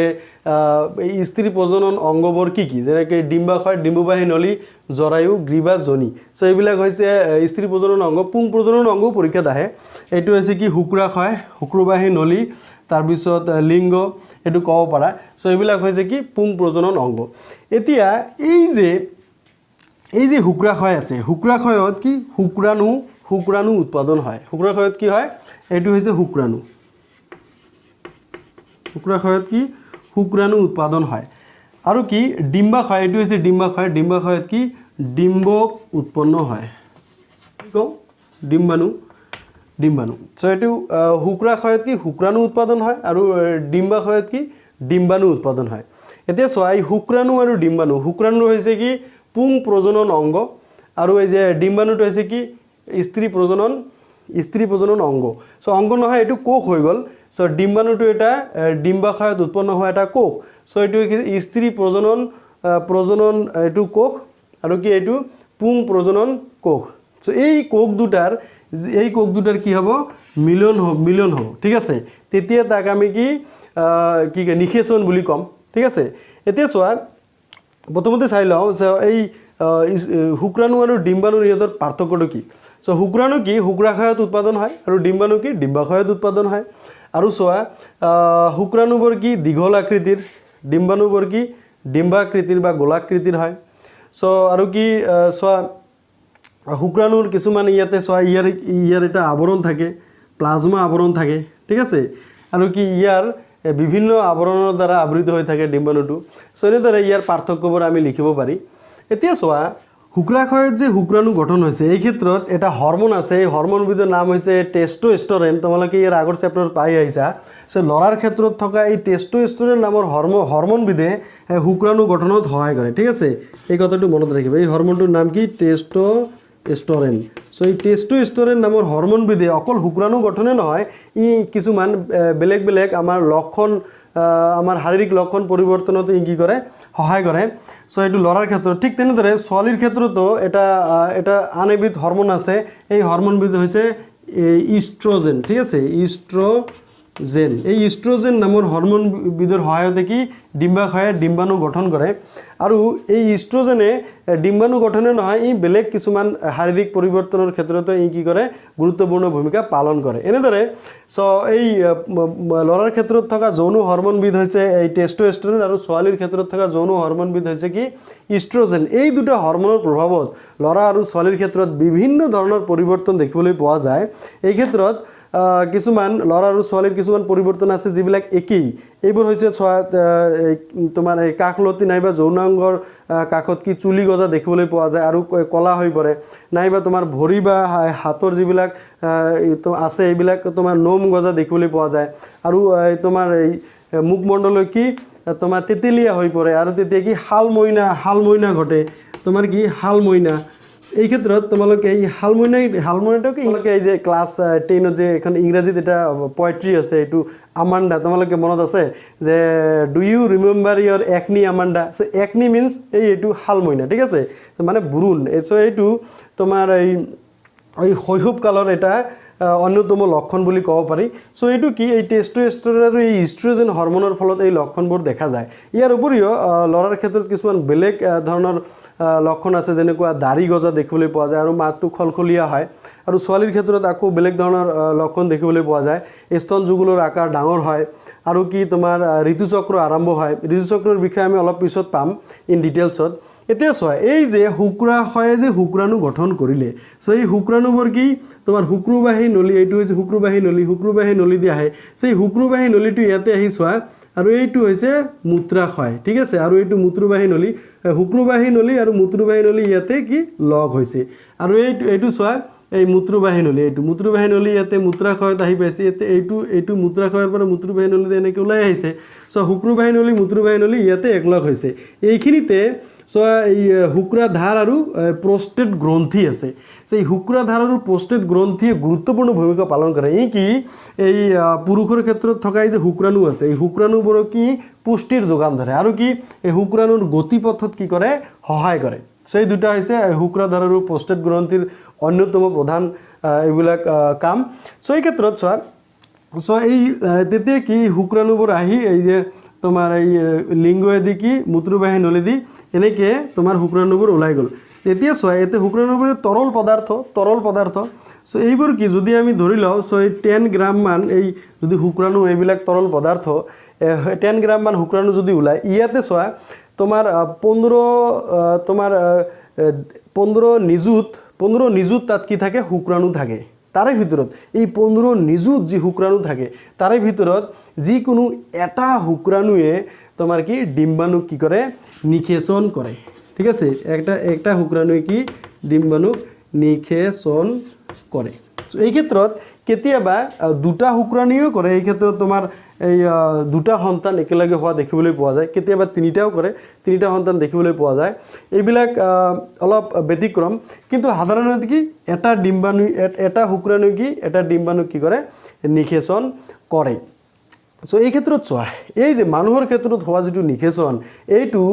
মাতৃগৰ্ভৰ ভিতৰত এই নিষেচনটো হয়। এইটো চোৱা এই শুক্ৰাণুবোৰ জনিপথেদি সোমাই কি এই জৰায়ুত সোমায়, জৰায়ুৰ পৰা ইয়াতে চোৱা এই ডিম্বুবাহী নলী দুইফালে দুটা আছে ডিম্বুবাহী নলী। সো ডিম্বুবাহী নলী দি তোমাৰ গৈ থাকে, তেতিয়া কি যিটো ডিম্ব কি পূৰ্ণতা প্ৰাপ্তি লাভ কৰে। সো এই ইফালে হ'ব পাৰে ইফালেও হ'ব পাৰে, যিকোনো একফালে তোমাৰ এই ডিম্বাণুবোৰ প্ৰতি মাহতে এটাকে ডিম্বাণু তোমাৰ পূৰ্ণতা প্ৰাপ্তি লাভ কৰে, সেই ডিম্বাণুৰ ওচৰত গৈ কি কৰে এই শুক্ৰাণুটো ভিতৰত সোমাই যায়। এতিয়া চোৱা এইটো মই ক্লাছ 8ৰ এটা মই দেখুৱাব খুজিছোঁ, ইয়াতে চোৱা যে নিষেচন কেনেদৰে হৈছে, এইটো চোৱা যে ডিম্বাণু, এইটো চোৱা ডিম্বাণু। সো ইয়াতে চোৱা এই শুক্ৰাণুবোৰ কি বহুতো শুক্ৰাণু আহে, কিন্তু ইয়াৰ ভিতৰত যিকোনো এটা শুক্ৰাণু কি ভিতৰত সোমাই যায়, সোমাই গৈ কি এই শুক্ৰকোষ আৰু ডিম্বকোষটো মিলিত হয়, এইটো যোজন কোষ উৎপাদন কৰে। সো এইটো তোমাৰ এনেদৰে কি শুক্ৰাণুৱে ডিম্বাণুৰ লগত মিলিত হয়, ইয়াকে কি নিষেচন বুলি কোৱা হয়। এইটো ক্লাছ 8ত তোমালোকে ভালদৰে পাইছা, প্ৰাণীৰ প্ৰজননত ইন ডিটেইলছত তোমালোকক ক্লাছ 8ত এইবিলাক দিয়াই আছিল। সো তোমালোকে এইবিলাক জানাই, তথাপিও মই আলোচনা কৰি দিছোঁ। সো ইয়াতে চোৱা এই শুক্ৰাণু আৰু ডিম্বাণুৰ যিটো মিলন হৈছে এইটো মাতৃগৰ্ভৰ ভিতৰত হৈছে, সেইকাৰণে এই মিলনটোক তোমাৰ কি অন্তঃনিষেচন বুলি কোৱা হয়। অন্তঃনিষেচন মানে যদি ডিম্বাণু শুক্ৰাণুৰ মিলনটো যদি মাতৃগৰ্ভৰ ভিতৰত হয় তেনেহ'লে তাক অন্তঃনিষেচন বুলি কোৱা হয়। আৰু স্তন্যপায়ী প্ৰাণী যিবিলাক তোমাৰ মাকৰ গৰ্ভৰ পৰা জন্ম হয় সেই প্ৰাণীবিলাক সকলো তোমাৰ অন্তঃনিষেচনৰ দ্বাৰা এইবিলাক নিষেচিত হয়। আৰু কিছুমান প্ৰাণী আছে বহি নিষেচন কৰে, যেনেকুৱা তুমি মৎস্য, এইবিলাক বাহিৰত কণীটো এৰি দিয়ে তাৰপিছত শুক্ৰাণু আৰু ডিম্বাণুৰ লগত মিলিত হয়, এইবিলাক কি মাতৃগৰ্ভৰ বাহিৰত নিষেচন হয়, সেইবিলাক বহি নিষেচন বুলি কোৱা হয়। কিন্তু মানুহৰ ক্ষেত্ৰত কি হয় অন্তঃনিষেচন হয়, যিহেতু এইটো মাতৃগৰ্ভৰ ভিতৰত এইটো সংঘটিত হয়। এইখিনিতে চোৱা তাৰপিছত এই নিষেচিত হোৱা এই ডিম্বাণুটো এই জৰায়ুত থিতাপি লয় আৰু ইয়াত কি ভ্ৰূণ গঠন কৰে, কি ভ্ৰূণ, ঠিক আছে, ভ্ৰূণৰ সৃষ্টি কৰে। আৰু এই ভ্ৰূণটো মাতৃগৰ্ভৰ অন্ত আচ্ছাদনৰ লগত এবিধ বিশেষ কলাৰ দ্বাৰা বান্ধ খাই থাকে, ইয়াকে কি অমৰা নাইবা প্লেচেণ্টা বুলি কোৱা হয়। অমৰা বা প্লেচেণ্টা, ঠিক আছে। এই ভ্ৰূণটো মাতৃগৰ্ভৰ অন্ত আচ্ছাদনৰ লগত এবিধ বিশেষ কলাৰ দ্বাৰা বান্ধ খাই থাকে, তাক অমৰা নাইবা প্লেচেণ্টা বোলে। এতিয়া প্লেচেণ্টাৰ কাম কি এইটো পৰীক্ষাত আহে, যে প্লেচেণ্টাৰ কাম হৈছে এই ভ্ৰূণক পুষ্টিৰ যোগান ধৰা, ঠিক আছে, এইটো প্লেচেণ্টাৰ এটা কাম। আন এটা কাম আছে কি এই ভ্ৰূণটোক কি ৰেচন কাৰ্যও সমাধা কৰা আৰু পুষ্টি কৰ পৰা যোগান ধৰে। এই প্লেচেণ্টাবোৰ কি অন্ত আচ্ছাদনৰ লগত লগ লাগি থাকে, মাতৃগৰ্ভৰ তেজৰ লগতে কি সংযোগ স্থাপন কৰে আৰু মাতৃগৰ্ভৰ তেজৰ জৰিয়তে কি এই ভ্ৰূণটোৱে প্লেচেণ্টাৰ মাধ্যমেৰে কি পুষ্টি লাভ কৰে আৰু যিবিলাক ৰেচন কাৰ্য এই প্লেচেণ্টাৰ জৰিয়তে সমাধা কৰে। সো প্লেচেণ্টা কি, ইয়াৰ কাম কি, এইটো পৰীক্ষাত আহিয়ে থাকে। সো এইটো ভেৰি ইম্পৰ্টেণ্ট কুৱেশ্যন হয়, এইটো মনত ৰাখিবা যে প্লেচেণ্টা হৈছে কি, প্লেচেণ্টা হৈছে মাতৃগৰ্ভত ভ্ৰূণটোৱে অন্ত আচ্ছাদনৰ লগত এবিধ বিশেষ কলাৰ দ্বাৰা বান্ধ খাই থাকে, তাক অমৰা নাইবা প্লেচেণ্টা বুলি কোৱা হয়। আৰু ইয়াৰ কাম হৈছে ভ্ৰূণটোৰ পুষ্টি যোগান ধৰা, ঠিক আছে। আৰু ইয়াৰ আন এটা কাম হৈছে কি ভ্ৰূণৰ কি ৰেচন কাৰ্য সমাধা কৰা। সো এইটো হৈছে প্লেচেণ্টাৰ কাম। এতিয়া চোৱা এই যে আমি যে পালোঁ যে এই টেষ্টষ্টেৰন আৰু ইষ্ট্ৰজেন হৰমনৰ ফলত বিভিন্ন এই পৰিৱৰ্তন আমি দেখা পালোঁ, যিবিলাক ইহঁতে শুক্ৰাণু শুক্ৰাণু আৰু ডিম্বাণু গঠনৰ লগতে ইহঁতে ল'ৰা আৰু ছোৱালীৰ ক্ষেত্ৰত বিভিন্ন পৰিৱৰ্তন ইয়াত সংঘটিত কৰে। তাৰ লগতে আমি যে ঋতুচক্ৰৰ কথাটো যিটো পাইছিলোঁ, এই ঋতুচক্ৰটো হৈছে কি প্ৰতি মাহত এই ডিম্বাশয় যে আছে, ইফালে দুটা ডিম্বাশয় আছে, যিকোনো এটা ডিম্বাশয়ৰ পৰা প্ৰতি মাহতে মানে 28 ডেজ মূৰে ঠিক আছে, মানে 28 দিন মূৰে এটা ডিম্বাকী পূৰ্ণতা প্ৰাপ্তি লাভ কৰে। আৰু এই ডিম্বটো যদি শুক্ৰাণুৰ লগত মিলিত হয় তেতিয়া জৰায়ুত থিতাপি লয় আৰু তেতিয়া ভ্ৰূণ গঠন কৰিব আৰু তাৰ পৰা লাহে লাহে বৃদ্ধি হয় কি মানুহৰ আকাৰ ল'ব, মানুহৰ কি কয় জন্ম হ'ব। কিন্তু যদি এই ডিম্বাণুটো শুক্ৰাণুৰ লগত মিলিত নহয় তেতিয়া কি হয়, তেতিয়াই কি জৰায়ুত কেইদিনমানৰ কাৰণে থিতাপি লয়, তাৰপিছত 4 দিন নাইবা 5 দিন ধৰি কি এই জৰায়ুত ইয়াৰ কি ডিম্বাণুবোৰ আৱৰণটো নষ্ট হৈ গৈ কি শ্লেষ্মা বা নাইবা তেজ আকাৰত জনি পদ্ধতি ওলাই যায় আৰু এইটো 4 পৰা 6 দিনলৈকে এই প্ৰক্ৰিয়াটো চলি থাকে। চ' ইয়াকে কি ঋতুচক্ৰ বুলি কোৱা হয়, ঋতুচক্ৰ। আৰু এইটো তোমালোকে ক্লাছ 7-8ত তোমালোকে এইটো পাইছা যে ঋতুচক্ৰ প্ৰতি 28 দিন মূৰে এইটো সংঘটিত হয়। আৰু প্ৰতিজন ছোৱালীৰ ক্ষেত্ৰত যিবিলাক ক্লাছ 7ত আৰু 8ত যিবিলাক পঢ়ি আছে, মানে 12 বছৰ বয়সৰ পৰাই এই ঋতুচক্ৰটো আৰম্ভ হোৱা দেখিবলৈ পোৱা যায়। চ' এইটো প্ৰাকৃতিক পৰিঘটনা, এইটো ভয় খাব লগা একো নাই। চ' এই বিষয়ে তোমালোকৰ জনাৰ প্ৰয়োজন আছে আৰু সেইকাৰণে NCERT নাইবা SCERT এই বিষয়বস্তুবোৰ তোমাৰ পাঠ্যক্ৰমত অন্তৰ্ভুক্ত কৰিছে। চ' এইখিনিতে চোৱা এটা বস্তু কি, চ' আমি এই মানুহৰ যিটো প্ৰজনন এই বিষয়ে আমি অধ্যয়ন কৰিলোঁ যে শুক্ৰাণু আৰু ডিম্বাণু কেনেদৰে মিলন হয়, চ' মানুহৰ কি কয় জন্ম হয়। চ' প্ৰজননটো অকল মানুহৰ জন্ম দিয়াৰ কাৰণেই নহয়, প্ৰজননটো হৈছে কি এই যিকোনো জীৱৰ অস্তিত্ব এই পৃথিৱীখনত ৰক্ষা কৰিবলৈ প্ৰজননৰ প্ৰয়োজন আছে। যদি প্ৰজনন নহয় মানে জীৱৰ বৃদ্ধি নহ'ব আৰু এটা সময়ত কি প্ৰজাতিবোৰ কি এই পৃথিৱীৰ পৰা বিলুপ্ত হৈ যোৱাৰ সম্ভাৱনা আছে। সেইকাৰণে পৃথিৱীত জীৱৰ অস্তিত্ব ৰক্ষা কৰিবলৈ প্ৰজননৰ প্ৰয়োজন আছে। কিন্তু মানুহৰ এই প্ৰজনন এটা স্পৰ্শকাতৰ, এটা নিবিড় স্পৰ্শকাতৰ প্ৰক্ৰিয়া, য'ত কি যৌন ৰোগ সঞ্চাৰণ হোৱাৰ এটা সম্ভাৱনা থাকে। চ' বিভিন্ন ধৰণৰ যৌন ৰোগ আছে, যেনেকুৱা তোমাৰ বেক্টেৰিয়াজনিত কিছুমান যৌন ৰোগ আছে। এই বেক্টেৰিয়াজনিত যৌন ৰোগ যেনেকুৱা গনৰিয়া, চিফিলিছ, এইবিলাক কি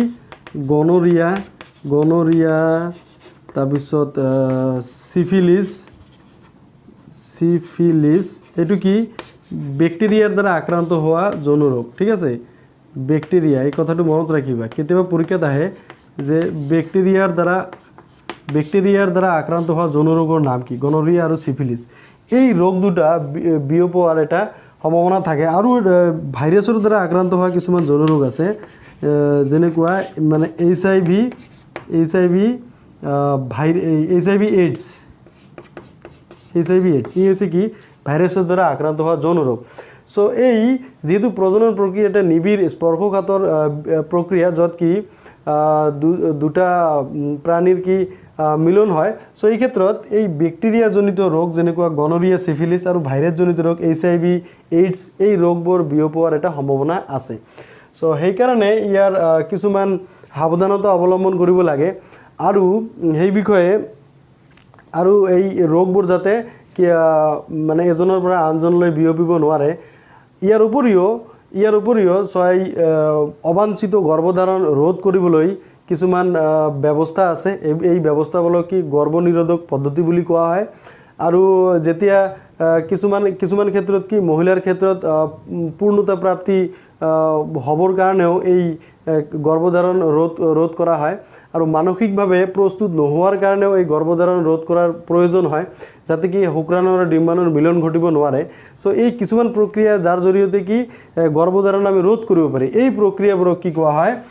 গৰ্ভনিৰোধক পদ্ধতি বুলি কোৱা হয়। এতিয়া চোৱা কিছুমান গৰ্ভনিৰোধক পদ্ধতি আছে, গৰ্ভনিৰোধক পদ্ধতি। এই গৰ্ভনিৰোধক পদ্ধতিবোৰ কি কি, পৰীক্ষাত কেতিয়াবা আহে গৰ্ভনিৰোধক পদ্ধতিবোৰ কি কি। প্ৰথমতে চোৱা কাৰিকৰী প্ৰতিবন্ধক, কাৰিকৰী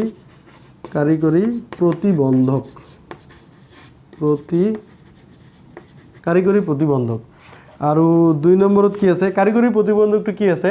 এই পুৰুষৰ যি লিংগ আছে এই লিংগত কন্ডম পৰিধান কৰাটো হৈছে কাৰিকৰী প্ৰতিবন্ধক আৰু 2 নম্বৰ আছে oral contraceptive pill oral contraceptive pill এই অৰেল কন্ট্ৰাসেপ্টিভ পিল কেতিয়াবা মানে এই 72 আৱাৰ্ছৰ ভিতৰত খাই এই অবাঞ্ছিত গৰ্ভধাৰণ আমি ৰোধ কৰিব পাৰি যত কি তোমালোকে এটা বস্তু জানি থোৱা ভাল যে শুক্ৰাণুবোৰ যেতিয়া জৰায়ুৰ ভিতৰত প্ৰৱেশ কৰে এই কি 48 আৱাৰ ঠিক আছে মানে দুদিন মান এই কি জীয়াই থাকিব পাৰে আৰু যিবিলাক ডিম্বাণু আছে এই ডিম্বাণুবোৰ কি ফাৰ্টিলাইজেশ্যন যেতিয়া হয় মানে নিষেচন যেতিয়া হয় এই কি 3 দিনলৈকে এই কি জীয়াই থাকিব পাৰে সো এই ক্ষেত্ৰত যদি 72 আৱাৰ্ছৰ ভিতৰত মানে 72 ঘণ্টাৰ ভিতৰত এই অৰেল কন্ট্ৰাসেপ্টিভ পিল খালে কি হ'ব এই অবাঞ্ছিত গৰ্ভধাৰণটো ৰোধ হয় এইটো মাৰ্কেটত আমি এভেইলেবল এই ঔষধটো আমি পাব পাৰি 3 নম্বৰত আছে তোমাৰ কপাৰ টিটো কি কপাৰ টি এনেকুৱা এটা বস্তু যত কি তোমাৰ এই জৰায়ুত সংস্থাপন কৰি এই কি আমি অবাঞ্ছিত গৰ্ভধাৰণ আমি ৰোধ কৰিব পাৰি 4 নম্বৰত আছে কি তোমাৰ বন্ধাকৰণ